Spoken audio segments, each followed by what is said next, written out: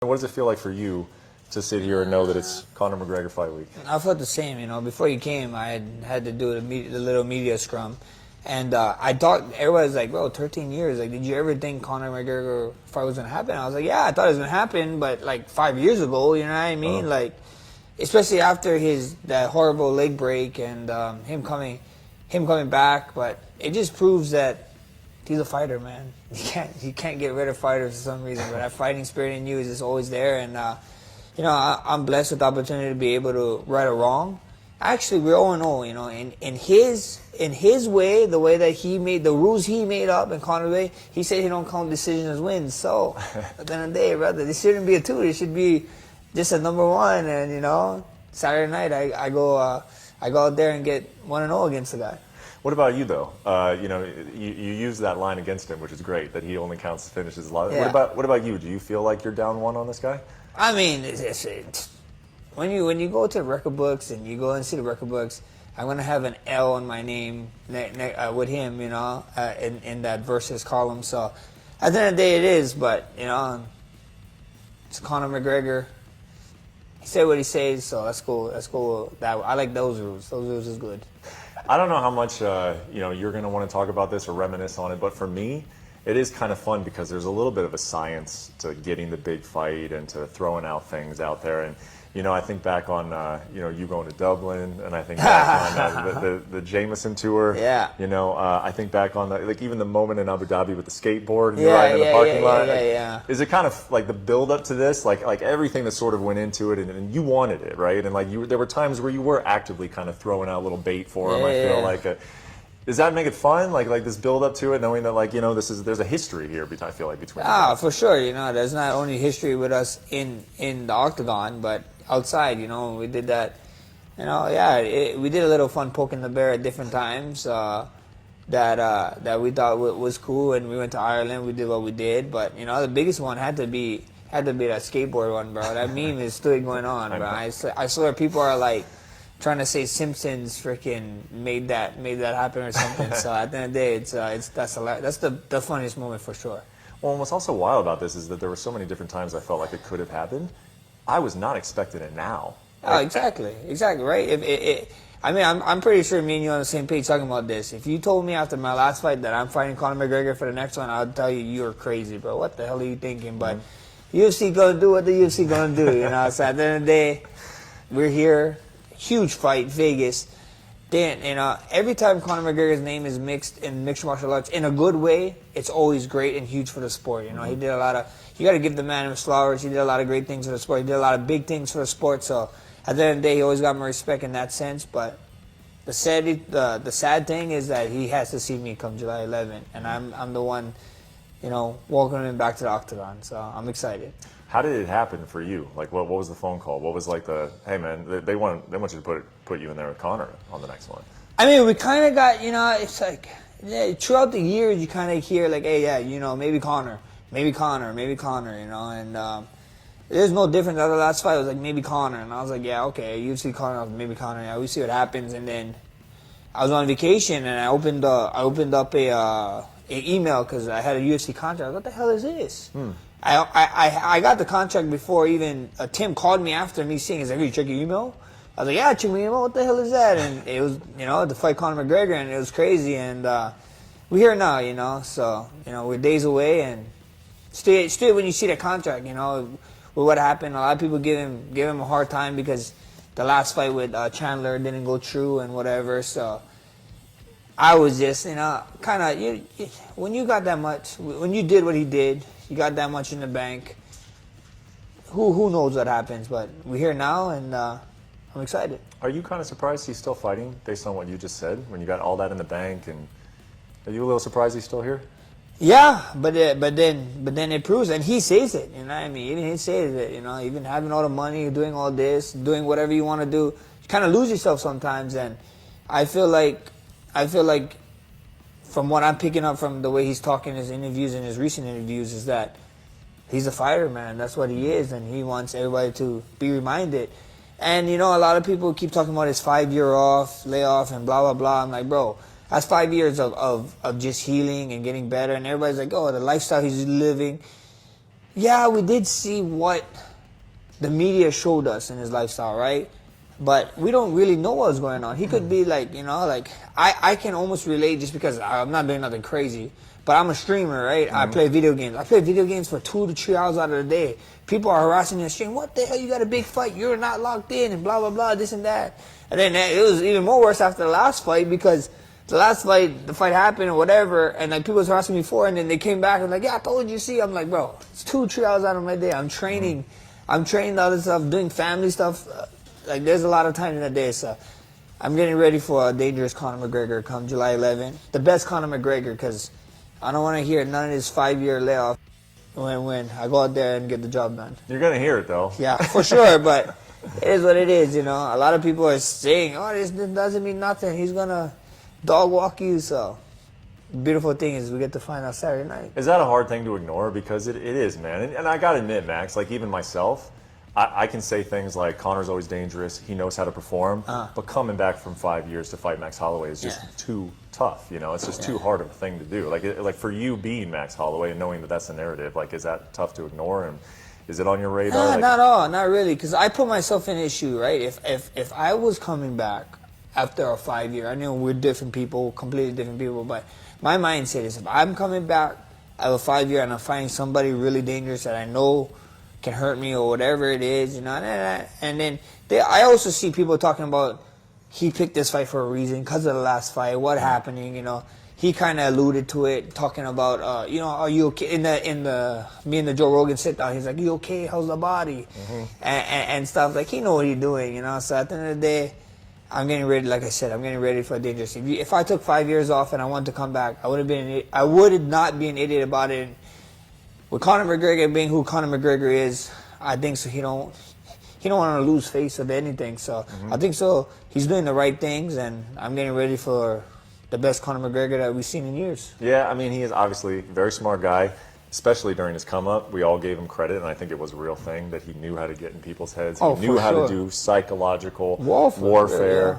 Did you fall victim to his mind games at all the first time? You were very young, and like he was very good at it back then. Do you feel like? Not at all. Bro, my idea is like, bro, you can talk how you talk. I'm from Waianae, Hawaii. I am from Waianae, Hawaii. We talk to each other all the time. A lot of people don't even, and I'm going to give you guys a heads up right now. If I'm talking to Conor this week, he's not knocking me out of my game plan. This is something that I like to do. If you, off the cameras, ask Mitch is around all the time. You can talk to him. I give it to all my friends, all my teams here. We give it to each other, and that's just what we do. We just love, you know, like locker room talk. You know, we like harassing each other, and I don't like doing it too much because, you know, it is what it is. I like people. I like fighting. I respect the game. But if somebody wants to dish it, you got to be able to take it back. So if he's going to dish it, then take it back. And then the one thing I understand that people forget is, like, he can talk all he wants. I get to assault this guy at the end of the week or whatever it is. At the end of 3 months, I get to put my hands on you and not worry about consequences, you know? So at the end of the day, I get to punch and kick you and hit you in the face. So all this talk or screaming, whatever, it's all fun, but at the end of the day, I get to hit you, so I'm not too mad. We see what happens. We see the way he talks, and it's always fun, you know? And when you got two tango selling fights, you know, especially the way he does it, Conor does it, and I mean, with me, I think so, he found God, he did that, so I think so the way he's going to be talking this week is he actually selling the fight. He might be saying, I don't think so he's going to say some outrageous stuff, you know. Back in the day, we did see him with certain fighters say some crazy stuff, and I don't think he crosses that line here. I think so he's just here to remind everybody who he is, and I'm here to stop that. This might sound like a complete off-the-wall question, but, you know, you brought up, like, you know, he's talking about religion now, and he's acknowledging that he hit rock bottom and that he, you know, got away from himself, and that he's still even battling that now. It did kind of cross my mind. You have a lot of experience with people who fight addictions and things like that, and I just wonder, as you were seeing your opponent say those types of things, and you have some personal experience on it, like what do you make of Conor and his rise, and now him admitting that, like, it kind of ruined him for a little bit? Like, what? Nothing but respect for him. It takes a real man to come out and say feelings, period, especially in this day of time, right? Like, everybody is like, a man got to be a man's man. You got to, you know, suck it up. Don't be a, you know, don't be whatever they say nowadays. You know, I can't say what I'm usually told because I'm gonna get canceled. But yeah, you know, they're like, don't do that, don't do this. You gotta be a man, suck it up, and go get it done. So with him, especially at with the power he has and him bringing it up, I think so. It's gonna encourage more people to talk about it, more guys to maybe go get a mental check or self check, and you know, shout out to him for doing that because. There's a lot of people that deal with this, you know, that don't know, and people probably look up to him and be like, what, Conor's going through this? Then that means I can come on and try to tell somebody about it. So, you know, nothing but, you know, claps for him for doing that, because it takes a real man to come and talk about one's feeling. Yeah. How has it been preparing for this style of fight, and what are your expectations in terms of what it could look like once it starts? I think it's going to be a fun fight, man. I think it'll be great. I mean, I don't know if you guys saw it or if you've been keeping up with the YouTube, but we had JDM out for 2 weeks. Mm-hmm. And, you know, the former champion caliber fighter. It was amazing having him in the camp. True 170er, you know, and it's going to be a fun fight, man. I can't wait, you know. Like, I always talked about you how 145 camps is, you know, especially 5 weeks is irritating. Yeah. 155 camps is great. 170 fight week camp is amazing. So yeah. I can't wait. You know, we're getting ready for just performance out there. You know, all this week, all this training, everything is just performance, and I'm glad he wanted it here. You know what I mean? He said it best. You know, why kill ourselves to go to 55 or. Technically, I think he was looking out for himself from going to 55, but at the end of the day, it is what it is. I love it at 170. He thinks I didn't feel 170 or power, this and that, at this weight. I don't know if he doesn't know, but I train with heavier guys sometimes here and there, and I trained with a lot of heavier guys throughout my career, so I can't wait to go out there and just prove him wrong. Yeah, I think Conor McGregor is going to be dangerous everywhere. You know what I mean? I mean, I don't know if you guys see that freaking stupid hat, but Conor has like 5 takedowns, and 4 of them is me.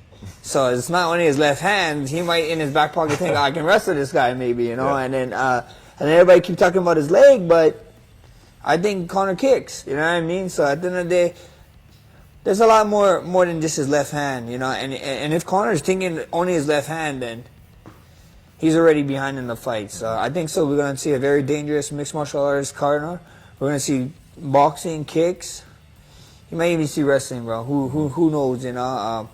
I think, like I said, Conor's here. He's coming back for a fight to win. You know what I mean? And I know he want to win in an exciting fashion, but when we're in there and, you know, starts to hit the fan, he might just look into a way win. So I'm getting ready for a mixed martial arts Conor McGregor, and I think that's when he's at his best, when he knows that he needs to mix everything up. And I'm excited, you know, just thinking of that is just bringing a smile to me. Like, man, I'm gonna see the best Conor McGregor there ever was, because there's no reason why a man taking 5 years and man of his accomplishments want to come back. You know, he wants to prove a point, and it's my duty to stop that. Yeah. In the Rogan interview, I'm gonna beat you, then I'll be 1-0 against you, and then we'll rematch in December. Usually, you know, you're a guy who does not talk about anything beyond the fight on Saturday, but you threw it out there. They're like, oh, well, we'll do it again at the end of the year. Why do you think he said that? Yeah, that was Mystic Max talking. You know, he was talking about some contract stuff. You guys saw it on top of another interview that he did about his contract talks about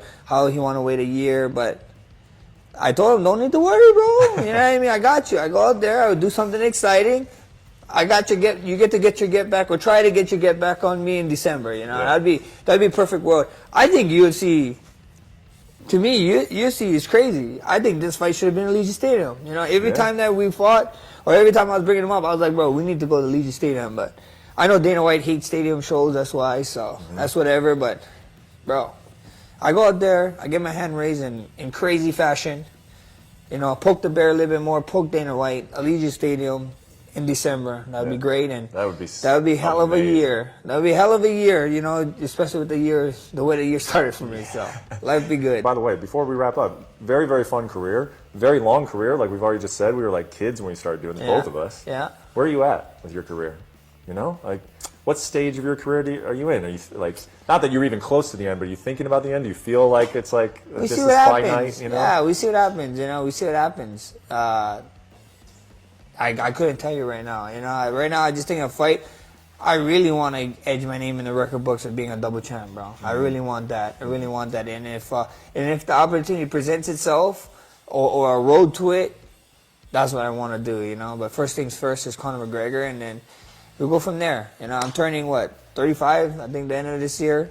So Still young. yeah, life's good. You know, we can do more. I know my wife and my son is kind of getting over this life just because of the training camps and everything. But we'll see what happens. You know, never say never, and it's just a blessing to see another one.